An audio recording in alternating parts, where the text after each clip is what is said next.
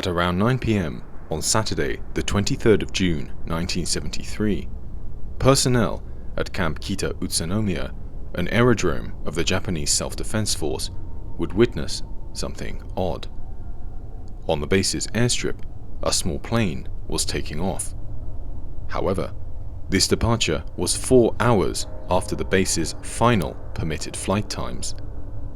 Flying at night from the base was permitted in times of providing relief during disasters, but that night there were no disasters that required aerial assistance. Airbase personnel were immediately thrown into a state of confusion, and the series of events that followed would go on to become one of the biggest mysteries in the history of the Japanese Self-Defense Force, a mystery that remains spoken of to this very day. Camp Kita Utsunomiya is an aerodrome belonging to Japan's military, the Japanese Self-Defense Force.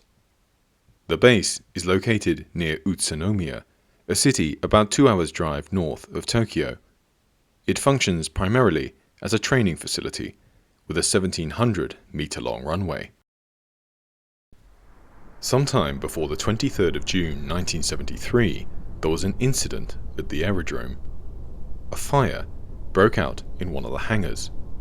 Personnel attempted to salvage the aircraft inside, but due to the hangar doors being locked, they were unable to do so, and several aircraft were lost.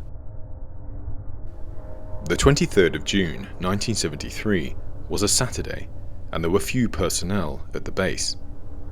By 9 p.m. that night, the control tower was completely unmanned. At around 9 p.m., a Fuji LM-1 aircraft was sighted taking off from the aerodrome's runway, well outside of the base's final permitted departure time of 5 p.m. Surprised personnel at the base immediately investigated, only to find an LM-1 missing from a hangar.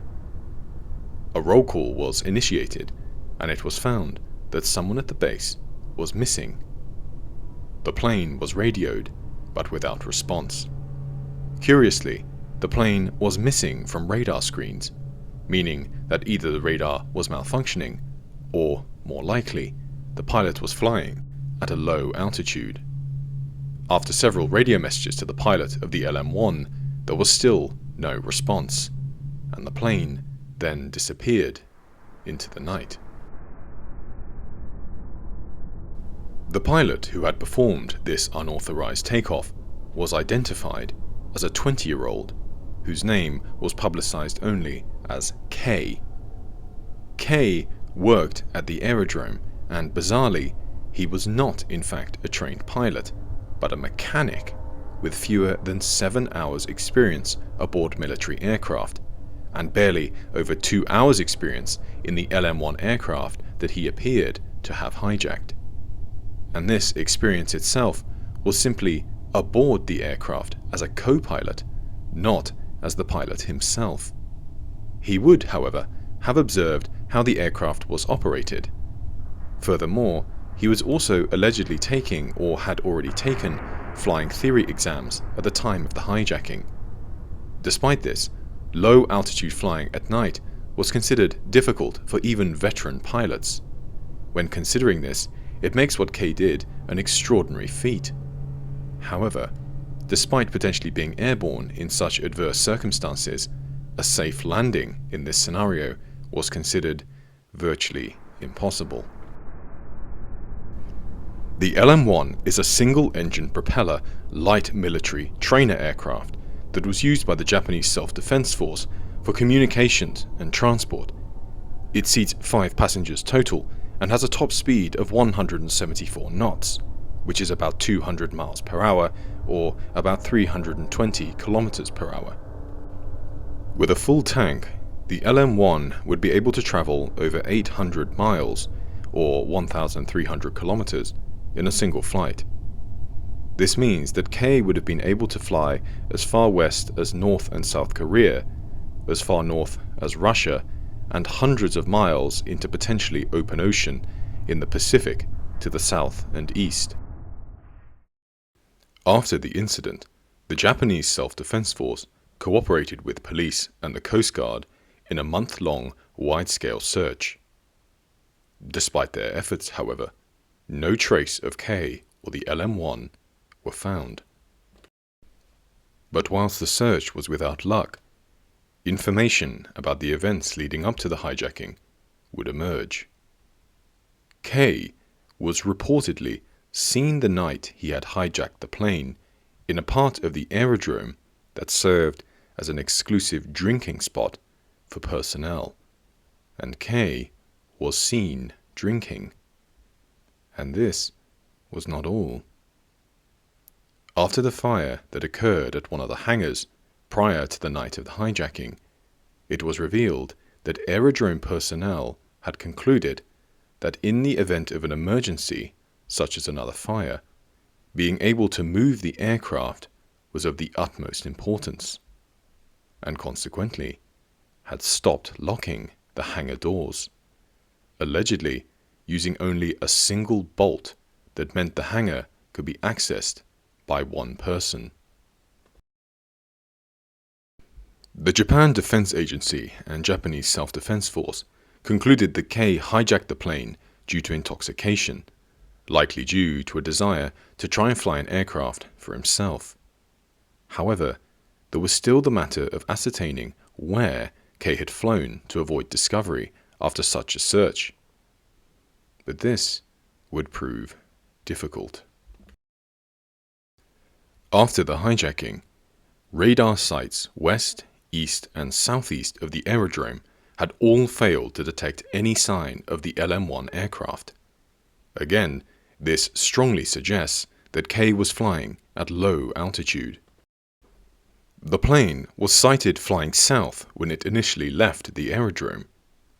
If K had maintained this course and stayed airborne for long enough, he would have flown over Tokyo. However, no reports of crashes in the Tokyo area were reported, and given how urbanized and heavily populated the area is, it seems unlikely that such a crash would have gone unnoticed. However, K could have made it over Tokyo Bay, where he may have crashed into the sea. This seems more plausible, since the wreckage and K's remains would have quickly disappeared. But Tokyo Bay had extremely busy maritime traffic, and so it also seemed possible that K's crash would have been seen by boats in the bay. And so, what if K had instead changed course and started heading in another direction? Perhaps K had started flying west. In this direction is found the Sea of Japan. However, mountains in the coastal regions along the sea would have forced K to higher altitudes, which would have made him visible on radar screens at the aforementioned radar sites. And this was also the case had K also flown north. The final possibility was east. East of the aerodrome to the Pacific coast of Japan was relatively flat and may have been easier to fly over at low altitude. K may have therefore ended up in the Pacific Ocean off the eastern coast of the country, where again the wreckage would have been easily lost following a crash landing. There is also the possibility that K may have ended up crashing the aircraft somewhere over land, but in a location so remote or hidden that the search operation never reached there. Ultimately, however, without any eyewitness sightings after takeoff, nor radar detection, none of these potential routes can be confirmed. On the 1st of August 1973, K, whilst still missing, was officially dismissed on disciplinary motives by the Japanese Self-Defense Force. 7 others, also deemed somewhat responsible for the incident, were also reprimanded. Some considered the incident to have exposed managerial complacency within the Japanese Self-Defense Force and highlighted a possible connection between K's alcohol use on the night of the incident with a wider issue among service members, as well as this being a potential symptom of mental health issues within the military. For the next 40 years, there were no advancements in the case. That was Until 2013, when a then member of the Japanese Self-Defense Force Reserves named Shinosuke Oguri published a book that contained fascinating details that related to the case. Oguri was not only a member of the Japanese Self-Defense Force, but he had personally known Kei. According to Oguri, the idea that the hangar doors could have been opened by one person was very likely incorrect. He stated, quote, "Without proper preparation, it would be virtually impossible to open and close the several-ton hangar doors and move an aircraft alone." End quote. Furthermore, he also spoke about behavior he witnessed from Kei shortly before the incident that he found suspicious. He claimed to have seen Kei in a remote corner of the base conversing with two men in leather jackets. Oguri proposed that Kei was, in fact, trying to fly to North Korea, and that the men he saw conversing with Kei may have been North Korean operatives, many of whom had infiltrated Japan at the time. Perhaps these men were planning to assist Kei in his escape. Oguri also suggested another possibility. Throughout the book, Oguri seemed reluctant to conclusively state that Kei was even the pilot on that fateful night the aircraft was hijacked. Perhaps another individual or individuals who were far more experienced pilots took the aircraft, and Kei changed his name and moved to another part of the country as part of an elaborate plot to disappear.